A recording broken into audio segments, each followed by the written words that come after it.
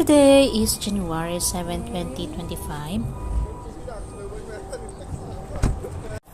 Today is also the second day of opening of school. Sobrang lamig today, kahit konti lang yung yelo. Wait tayo ng bus pa uwi. Grabe yung yelo.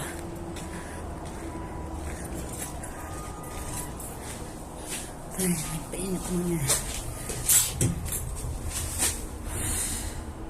As an international student, hindi pwedeng bumagsak.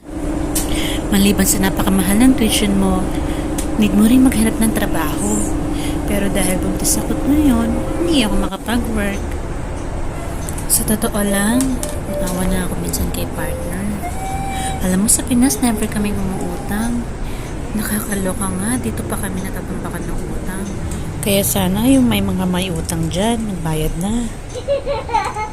Well, eto, tinutur ko lang naman kayo sa paligid-ligid. Pag nandito kayo, hindi kaya talaga ng isa lang ang may work. Kailangan dalawa kayong mag-work. Lalo na pagdala mo ang pamilya mo, katulad namin. Ang iniisip na namin, magkakasama naman kami, kaya alam naman kaya namin. Yung sinasabi nila na back to zero, totoo yun.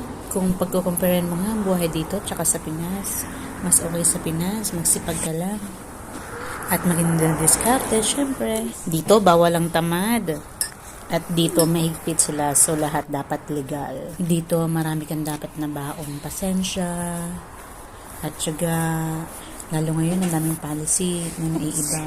Baka bigla na kami umuwi. Kami ganun. So, talaga nagpipray kami, Lord. So, that's all for today. See you again in my next vlog.